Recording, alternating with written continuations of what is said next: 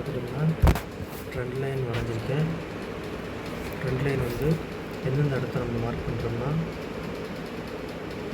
First second third mark பண்ணும்போது நம்மளுக்கு என்னென்ன இடம் கிடைக்குதுன்னா 1 2 3 4 4 ஆப்பர்ச்சுனிட்டிஸ் கிடச்சிருக்கு.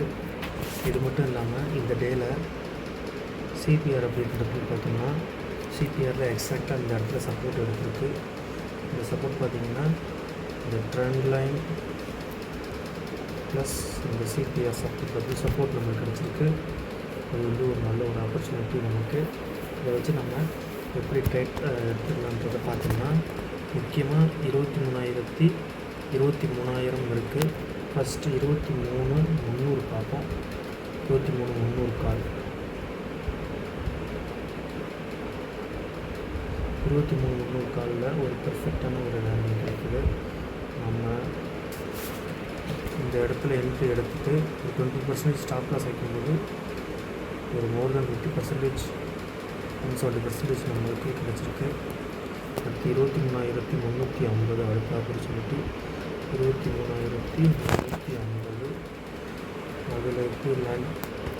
அதுலேயுமே நம்மளுக்கு ஒரு நல்ல ஒரு என்ட்ரி ஏரியா கிடச்சிருக்கு. பேனிக்கில் 20% என்ட்ரி கொடுத்தோம்னா அதுவுமே ஒரு டபுள் ரிட்டர்ன் கொடுத்துருக்கு. அதுக்கு அடுத்தபடியாக 23,400 கொஞ்சம் மேலே தள்ளி போயிடுச்சு. இதில் வந்து உங்களுக்கு வந்து ஒரு ஸ்டாப் லாஸ் கேப் வந்து அதிகமாகிறதுனால இதில் வந்து நம்மகிட்ட ரொம்ப ஸ்டாப் லாஸ் பர்சன்டேஜ் இருக்குது. நம்மகிட்ட எடுக்க முடியாது. 23,400 நம்மளுக்கு ஒர்க் அவுட் ஆகாது. 23,450 கால் இதில் பார்த்தோம்னா இதில் நம்மளுக்கு கிட்டத்தட்ட ஒரு சப்போர்ட் லெவல் நம்மளுக்கு தெரியுது. பார்த்தோம்னா ஒரு 20% வச்சுட்டு ட்ரேட் பண்ணும்போது கண்டிப்பாக நம்மளுக்கு ஒரு நல்ல ரிட்டர்ன்ஸே நம்மளுக்கு கொடுத்துருக்கு கால் ஆப்ஷனில். திருப்பி வந்து பார்த்திங்கன்னா மார்க்கெட் எப்போல்லாம் எந்தெந்த பாயிண்டில் ரிவர்ஸில் இருக்குன்னு பார்த்தோம்னா அதிகமாக 23,250 300 அந்த ரேஞ்சில் பார்ப்போம். ஃபஸ்ட்டு 23,250 புட்டு 23,250 புட்டு பார்த்தோம்னா இதில் ட்ரேட் ஆப்பர்ச்சுனிட்டி கிடச்சிருக்குன்னா உங்களுக்கு இந்த இடத்துல ஒரு 20% என்ட்ரி கொடுக்கணும்னா டார்கெட் மோர் தென்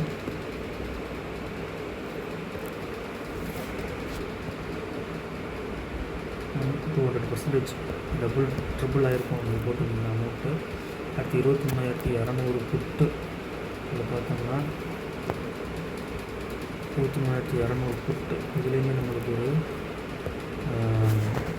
என்ட்ரி ஆப்ஷன் இருக்கான்னு பார்த்தோன்னா 50% மேலே ஸ்டாப் லாஸ் வைக்கிற மாதிரி இருக்குது. இதுவுமே டபுள் ஆகிருக்கு. ஆனால் ஸ்டாப் லாஸ் அதிகம் வைக்கிற மாதிரி இருக்குது. இதுலன்னா 23,200 23,350 பார்த்தோம்னா அதுலேயுமே ஒரு ஒயிட் கேப் இருக்குது. அடுத்து 23,100 பார்த்தோம்னா இதுலேயுமே நம்ம என்ட்ரி எடுக்க முடியாது. ஸோ என்ட்ரி எடுக்க முடிஞ்சதெல்லாம் எதுன்னு பார்த்தோம்னா 23,100 கால் பார்த்தோம்னா இதில் நல்ல என்ட்ரி வாய்ப்புகள் இருக்குது. ஓகேங்களா? 23,200 ஒரு என்ட்ரிக்கான வாய்ப்பு இருக்குது. 23,200 வந்து என்ட்ரி அதை முதல்ல பண்ணுவோம்.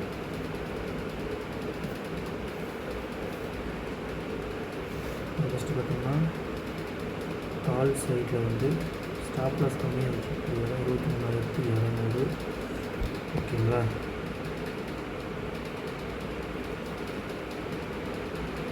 23,200 ஒன்று.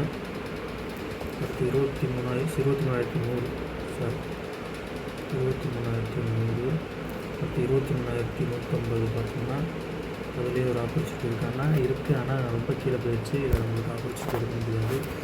அடுத்து 23,200 ஒரு ஆப்பர்ச்சுனிட்டி பார்த்தோம்னா கண்டிப்பாக இதிலேயே நம்ம என்ட்ரி கொடுத்துக்கலாம். 23,200 ஆப்பர்ச்சுனிட்டி இருக்குது. அடுத்து 23,250 காலில் பார்த்தோம்னா இதுலேயுமே 23,250 ஒரு ஆப்பர்ச்சுனிட்டி இருக்குது. 23,300 23,300லேயும் நல்ல ஆப்பர்ச்சுனிட்டி நம்மளுக்கு இருக்குது. 20% ஸ்டாப் லாஸ் வச்சுட்டு லேண்ட் ஆகும்போது 23,200 ஒரு ஆப்பர்ச்சுனிட்டி இருக்குது. இதுக்கப்புறம் 23,500 இதில் ஆப்பர்ச்சுனிட்டி இல்லை. தள்ளி போகும்போது ஆப்பர்ச்சுனிட்டி இல்லை. இதை நம்ம 450 பார்த்துட்டோம். 450க்கு 23,450 23,450 ஆப்பர்ச்சுனிட்டி இருக்குது. 23,350 பார்த்தோம்னா 23,350 ஆப்பர்ச்சுனிட்டி இருக்குது. 23,400 இதுலேயுமே ஆனால் ஸ்டாப் லாஸ் ரொம்ப பர்சன்டேஜ் போடுது. 23,000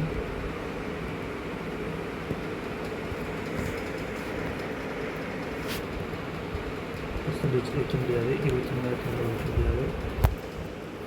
அடுத்து 23,300 பார்த்துட்டோமா? அதை பார்த்துட்டோம். அதுலேயே ஆப்பர்ச்சுனிட்டி இருக்குது. 23,300 ஆப்பர்ச்சுனிட்டி இருக்குது. இதெல்லாம் ஆப்பர்ச்சுனிட்டி உள்ளது. அடுத்து புட் சைடில் பார்த்தோம்னா 23,050 ஆப்பர்ச்சுனிட்டி இல்லை, ரொம்ப கீழே போயிடுச்சு. 23,100 இருக்கிற பக்கத்தில் போக போக பார்ப்போம். இல்லை, 23,150 ஆப்பர்ச்சுனிட்டி ரொம்ப டிஸ்டன்ஸ் அதிகமாக இருக்குது. இதில் என்ட்ரி எடுக்க முடியாது. நம்ம நம்பி தான் என்ட்ரி எடுத்தோம்னா ஸ்டாப் லாஸ் ஹிட் ஆச்சுன்னா நிறைய ஹியூஜ் லாஸ் வரும். சரிங்களா? இதுலேயுமே 23,200லேயுமே இல்லை. 23,300 பார்ப்போம். இதில் வந்து நல்ல ஒரு ஆப்பர்ச்சுனிட்டி இருக்கிற மாதிரி தெரியுது. 23,300 20% 23,200 இருக்குது. புட்டு அடுத்து 23,350 பார்த்தோம்னா இதுலேயுமே ஒரு ஆப்பர்ச்சுனிட்டி இருக்குது. நல்ல ஒரு ஆப்பர்ச்சுனிட்டி. 23,400 புட்டு இதுலேயும் ஒரு ஆப்பர்ச்சுனிட்டி இருக்குது. 23,450 பார்த்தோம்னா 23,450லேயும் ஆப்பர்ச்சுனிட்டி இருந்திருக்கு. 23,500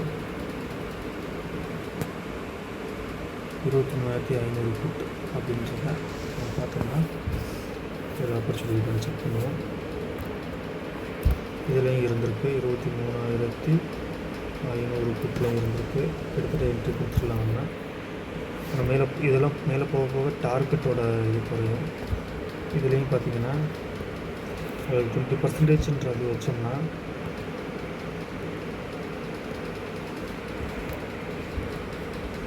ஏற்கனவே அவங்களுக்கு எல்லாமே ஒரு ஆப்பர்ச்சுனிட்டி இருந்திருக்கு. நம்ம யூட்டிலைஸ் பண்ணுறோம். 350 இப்படி போகுது. சரிங்களா? 23,600 ஸோ இதுலேயுமே வரிசை ஆப்பர்ச்சுனிட்டி இருக்குது. ஸோ இப்படி தான் நம்ம ட்ரேட் பண்ணோம்னா டார்கெட் வந்து எப்போதையுமே நம்ம என்ன செய்யணும்,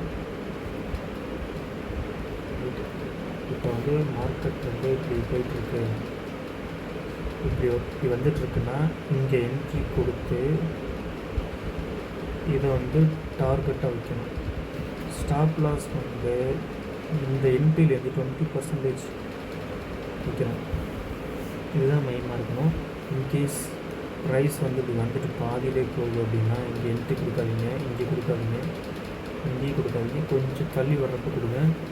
அதுதான் நம்மளுக்கு ரிஸ்க்கு ரிவார்ட் ரேஷியோ வந்து நல்ல ரேஷியோ. 20% வச்சிங்கன்னா ஒரு அட்லீஸ்ட் மினிமம் 60% நம்ம எதிர்பார்க்கலாம். இது வந்து ரெசிஸ்டன்ஸை டச் பண்ணும்போது வர பிரச்சனை, சப்போர்ட்டை டச் பண்ணும்போது வர பிரச்சனை. நம்ம அடுத்தடுத்து வாட்ச் பண்ணுவோம். தேங்க்யூ.